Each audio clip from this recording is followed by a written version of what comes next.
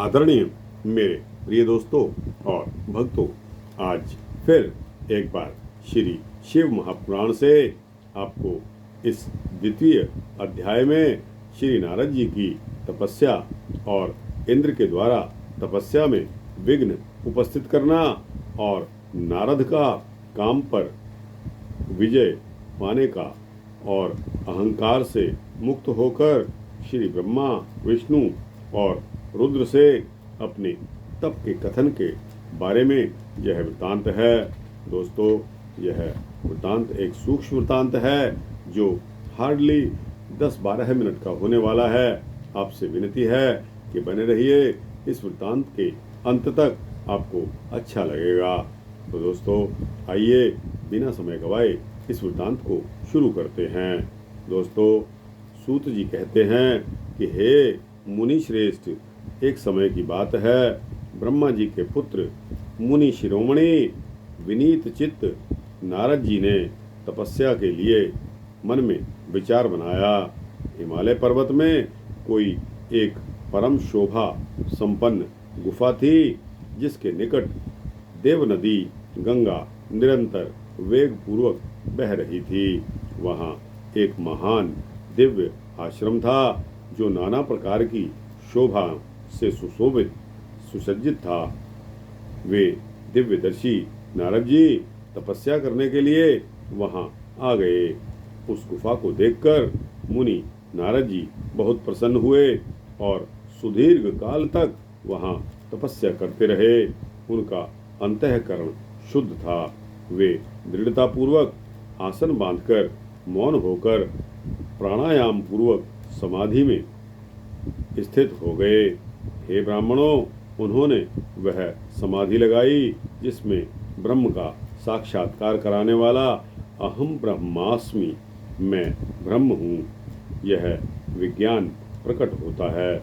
मुनिवर नारद जी जब इस प्रकार तपस्या करने लगे, तब देवराज इंद्र कांप उठे और मानसिक संताप से व्याकुल हो उठे। वे नारद मुनि मेरा राज्य छीनना चाहते हैं, मन ही मन ऐसा सोचकर इंद्र ने उनकी तपस्या में विघ्न डालने का प्रयत्न करने की चेष्टा की।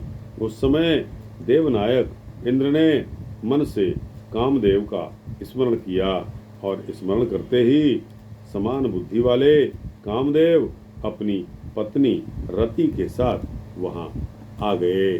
आए हुए कामदेव को देखकर कपट बुद्धि देवराज इंद्र शीघ्र ही अपने स्वार्थ की पूर्ति के लिए उनको संबोधित करके कहने लगे। क्या कहने लगे? इंद्र कहने लगे कि मित्रों में श्रेष्ठ, हे महावीर, हे सर्वदा हितकारक, तुम प्रेम पूर्वक मेरे वचनों को सुनो और मेरी सहायता करो। हे मित्र, तुम्हारे बल से मैंने बहुत लोगों की तपस्या का गर्व नष्ट किया है। तुम्हारी कृपा से ही मेरा यह राज्य स्थिर है, बचा हुआ है। पूर्ण रूप से संयमित होकर दृढ़ निश्चयी देवर्षि नारद मन से विश्वेश्वर भगवान शंकर की प्राप्ति का लक्ष्य बनाकर हिमालय की गुफा में तपस्या कर रहे हैं। मुझे यह शंका है कि तपस्या से प्रसन्न ब्रह्मा जी से मेरा राज्य ही न मांग लें। आज ही तुम वहां चले जाओ और उनकी तपस्या में विघ्न डाल दो। इंद्र से ऐसी आज्ञा पाकर वे कामदेव वसंत को साथ लेकर बड़े गर्व के साथ उस स्थान पर आन पहुंचे और अपना उपाय करने लगे। उन्होंने वहां शीघ्र ही अपनी सारी कलाएं रच डाली। वसंत ने भी मदमत्त होकर अनेक प्रकार से अपना प्रभाव वहां प्रकट किया। हे मुनिवरों, कामदेव और वसंत के अथक प्रयास करने पर भी नारद मुनि के चित्त में विकार नहीं उत्पन्न हुआ। महादेव जी के अनुग्रह से उन दोनों का गर्व चूर्ण हो गया।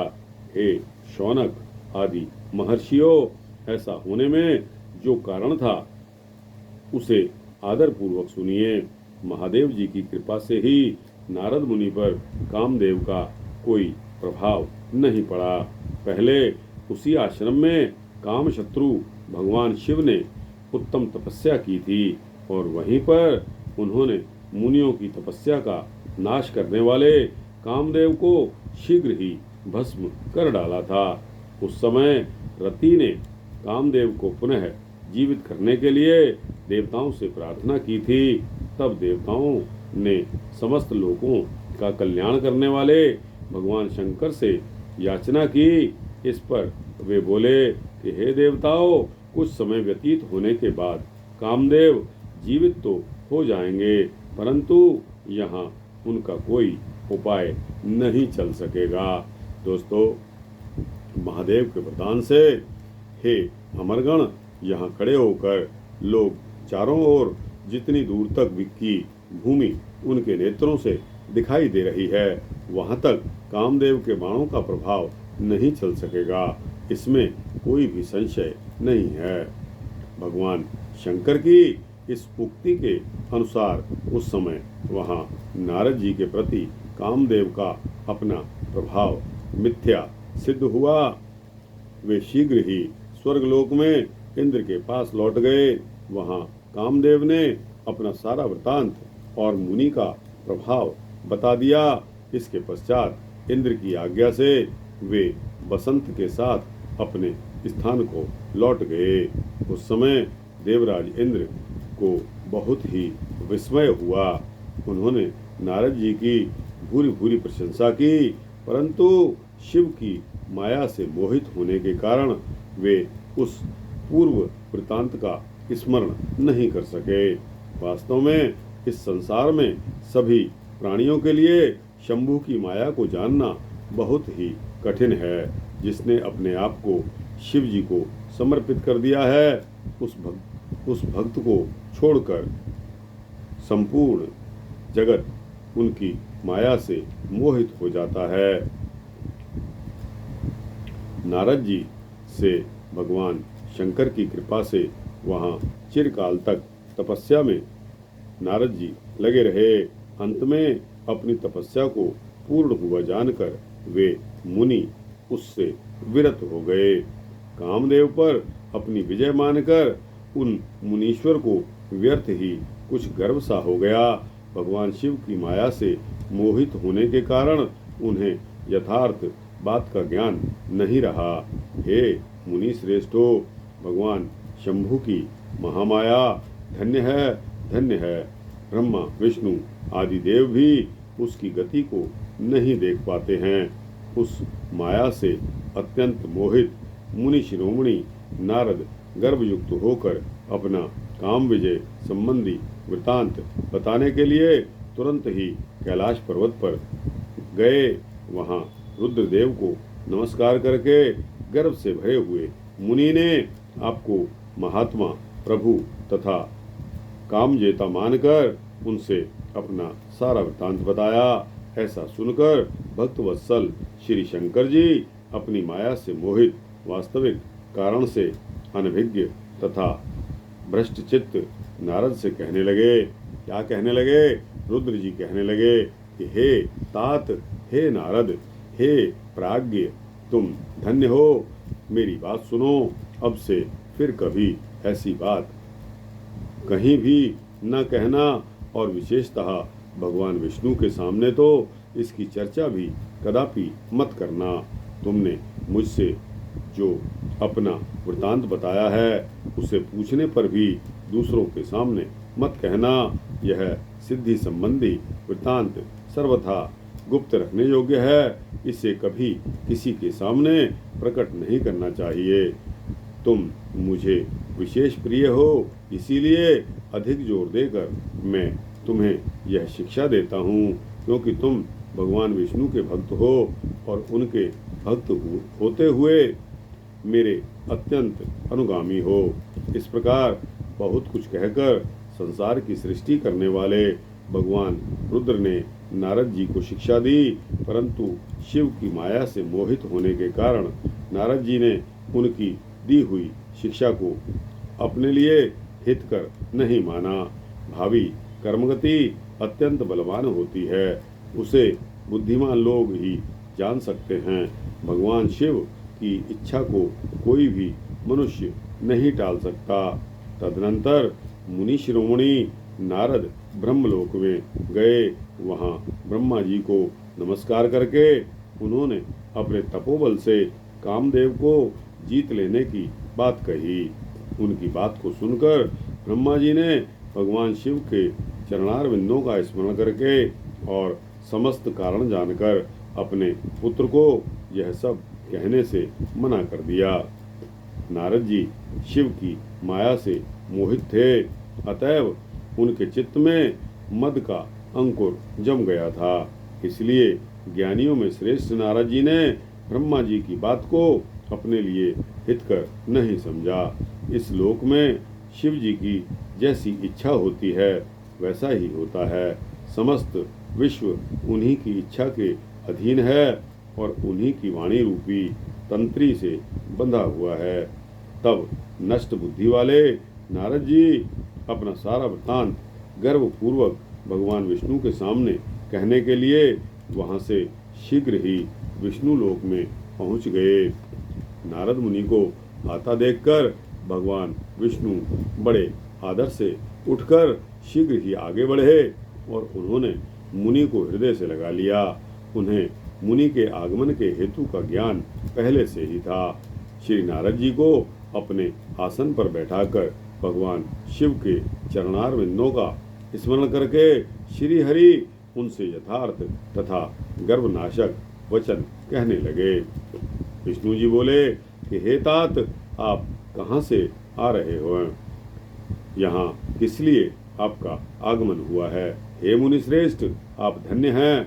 आपके शुभागमन से मैं पवित्र हो गया हूँ। भगवान विष्णु का यह वचन सुनकर गर्व से भरे हुए नारद मुनि ने मद से मोहित होकर अपना सारा वृत्तांत बड़े अभिमान के साथ बताया। नारद मुनि का वह अहंकार युक्त वचन सुनकर मन ही मन शिव के चरणार बिंदों का स्मरण करके भगवान विष्णु ने उनके काम विजय के समस्त यथार्थ कारण को पूर्ण रूप से जान लिया। उसके पश्चात शिव जी के आत्मस्वरूप परम शैव सुबुद्ध भगवान विष्णु भक्तिपूर्वक अपना सिर झुकाकर हाथ जोड़कर परमेश्वर कैलाशपति शंकर की स्तुति करने लगे। विष्णु जी बोले कि हे देवेश्वर, हे महादेव, हे परमेश्वर, आप प्रसन्न हो। हे शिव, आप धन्य हैं और सबको विमोहित करने वाली आपकी माया भी धन्य है।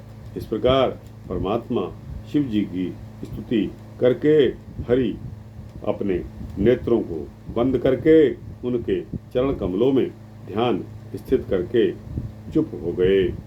विश्वपालक श्री हरि शिव के द्वारा जो होना था उसे हृदय से जानकर शिव के आज्ञा अनुसार मुनि श्रेष्ठ नारद से कहने लगे।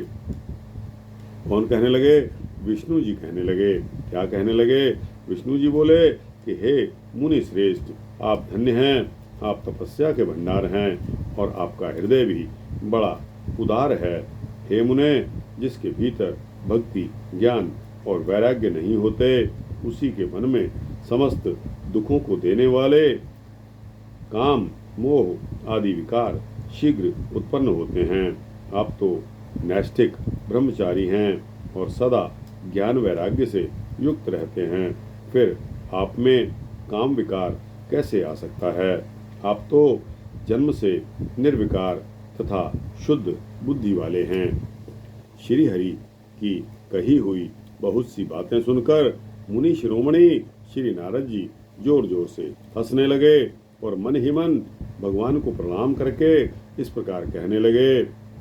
नारद जी कहने लगे कि हे स्वामिन, यदि मुझ पर आपकी कृपा है तब कामदेव का मेरे ऊपर क्या प्रभाव हो सकता है?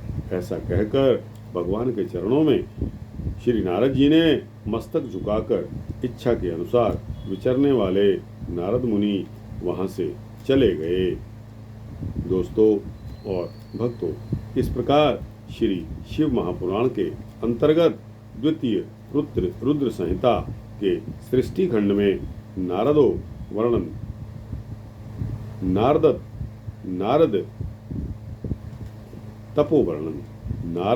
तपोवर्णन नामक दूसरा अध्याय यहाँ संपूर्ण होता है।